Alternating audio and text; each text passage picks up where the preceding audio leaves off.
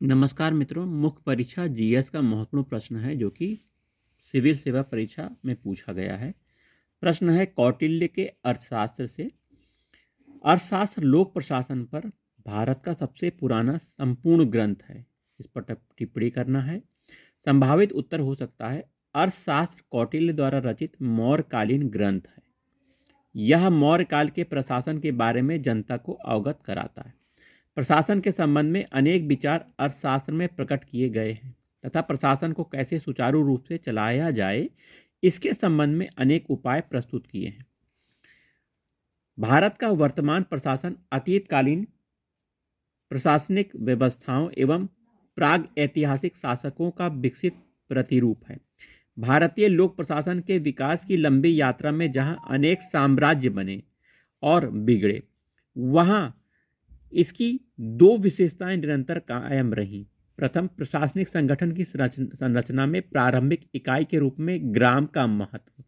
दूसरा, द्वितीय प्रशासनिक संगठन में केंद्रीकरण और विकेंद्रीकरण की प्रवृत्तियों का सामंजस्य। आज भी उक्त दोनों विशेषताएं भारतीय लोक प्रशासन में कायम हैं। अर्थशास्त्र में राजा को परिश्रमी, उन्नतिशील बताया गया है, क्योंकि यदि राजा परिश्रमशील और उन्नतिशील होगा तो प्रजा भी उन्नतिशील हो जाती है।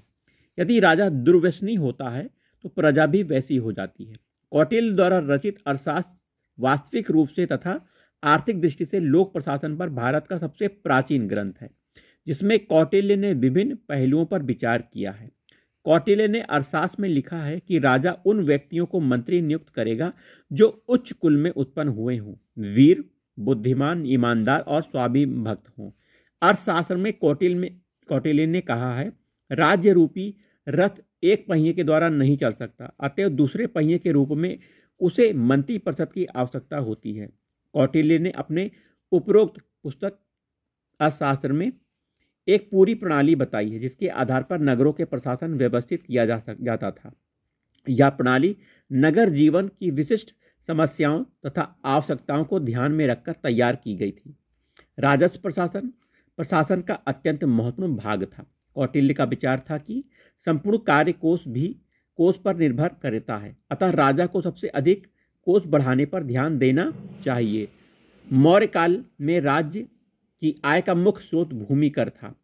यही हम कौटिल्य के अर्थशास्त्र के साक्ष्य को स्वीकार करके चले तो पाएंगे कि एक विशाल और जटिल नौकरशाही स्थापना को उल्लेखनीय विशेषता थी। इस प्रकार मौर्यकालीन शासन व्यवस्था के संबंध में कौटिल्य ने अपने अर्थशास्त्र के माध्यम से अनेक पहलुओं पर अपने विचार प्रकट किए तथा इसके पहले प्रशासन के बारे में अपने इतने विचार किसी विद्वान द्वारा प्रस्तुत नहीं किए गए। उपरोक्त के आधार पर यह कहा जा सकता है कि अर्थशास्त्र लोक प्रशासन पर सबसे पुराना ग्रंथ है। सत्य ही कई अर्थों में संपूर्णता लिए हुए है। देखिए, भारतीय संविधान का जीएस का प्रश्न है, सीएजी पर है प्रश्न। नियंत्रक एवं महालेखा परीक्षक एक रखवाले कुत्ते की तरह होना चाहिए, न कि जासूसी कुत्ते की भांति। प्रश्न इंटरेस्टिंग है।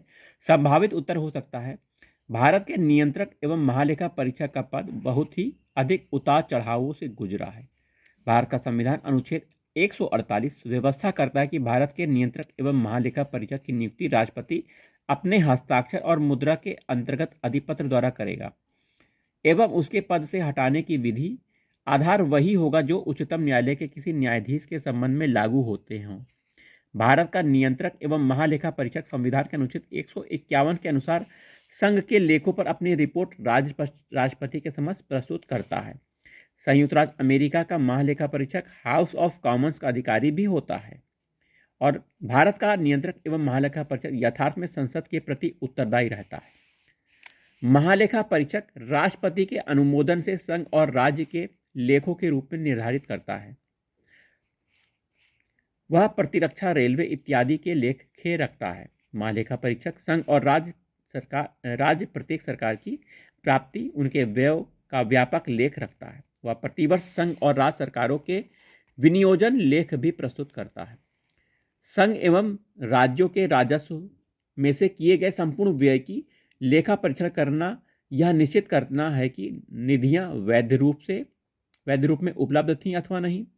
ऋण जमा शोधन निधियां, अग्रिमों, उचित काटो प्रेषण, कारोबार से संबंधित संघ और राज्यों के समस्त संचालनों का परीक्षा करना लेखा परीक्षा का काम है।